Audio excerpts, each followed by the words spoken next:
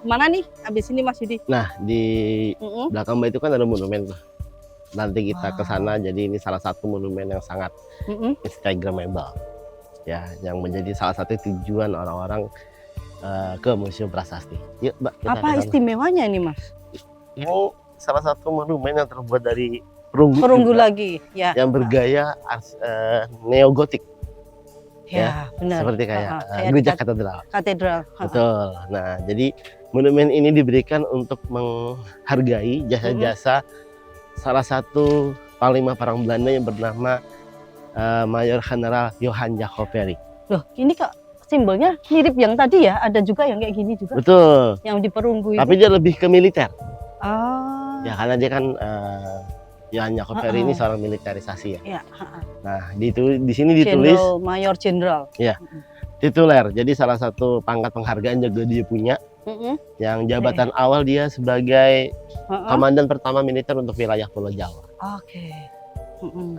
Afdeling, ya kayak tadi Afdeling itu wilayah di Jawa. Ini ya Afdeling of Jawa. Of Java.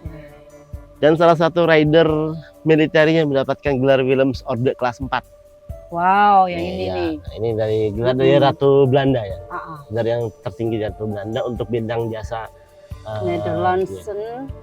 Nederlandsen Liu. Ya, itu bidang jasa untuk prajurit militer. Kelas 4 tadi itu ya? Kelas 4, ya udah cukup pintar ya. Oke. Nah, pada saat Perang Jawa, dia menjadi tangan kanan atau asistennya Jenderal Hendrik Marcus de Kock. Atau dikenal dengan Jenderal de Kock. Ya. Nah, Jenderal de Kock ini kan musuh utama Pangeran Diponegoro. Nah, pada 1830 kan Pangeran Diponegoro diundang untuk berunding ya. Nah, dia yang bertugas untuk menyambut kedatangan Pangeran Diponegoro sebagai komandan pasukan kavaleri atau pasukan berkuda. Nah, dia yang bawa masuk ke dalam, baru Pangeran Diponegoro langsung ditangkap. Ya, berarti gara-gara dia nih. Iya, penyambutannya. Penyambutannya. Nah, dia termasuk salah satu jenderal yang tidak meninggal di medan perang. Ya, karena dia dari usianya sudah cukup lanjut. Iya, udah dia lanjut juga. Meninggal pensiun dan mendapatkan penghargaan. Dia meninggal di tahun 1853. Batunya besinya ini datang ke sini tahun 1855, jadi kurang lebih 2 tahun. Dan pembuat si monumen ini adalah salah satu perusahaan yang ada di Belanda. Awalnya mereka bergerak dalam bidang pembuatan tutup got di Eropa. Ya, tutup got Eropa kan cakep-cakep ya, bulat-bulat itu ya. Makanya kan biasanya ada tulisannya ya di got itu ya. Dia mendapatkan pesanan untuk membuat nisannya Johan Jacob Perry seperti ini. Nah, selain itu juga dibuatkan diagram atau gambar-gambar yang berhubungan dengan Johan Jacob Perry.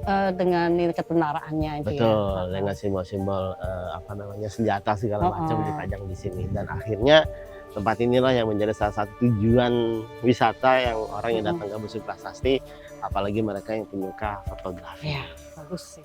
Warnanya memang hijau gini. Kalau kita lihat dari awal tadi, kebanyakan pemakaman di sini bentuk kalau yang besi itu dicat hijau memang dari zaman Belanda. Tapi tadi coklat aslinya. Untuk besi yang utama. Tapi rata-rata kalau besi pinggiran itu juga kebanyakan berwarna hijau. Ada maksudnya atau?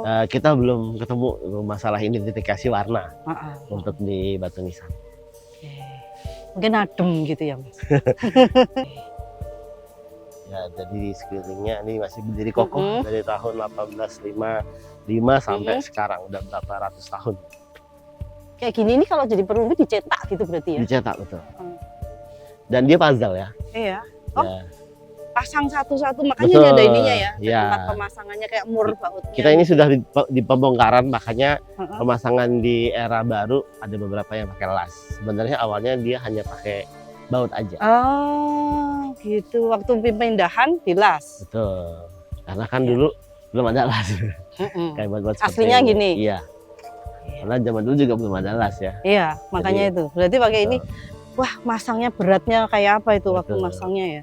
Iya. Yang ini harusnya ada mur bautnya juga. Ya, harus ini ada ornamennya ya. Oh, ada ornamennya. Mungkin ya. Jadi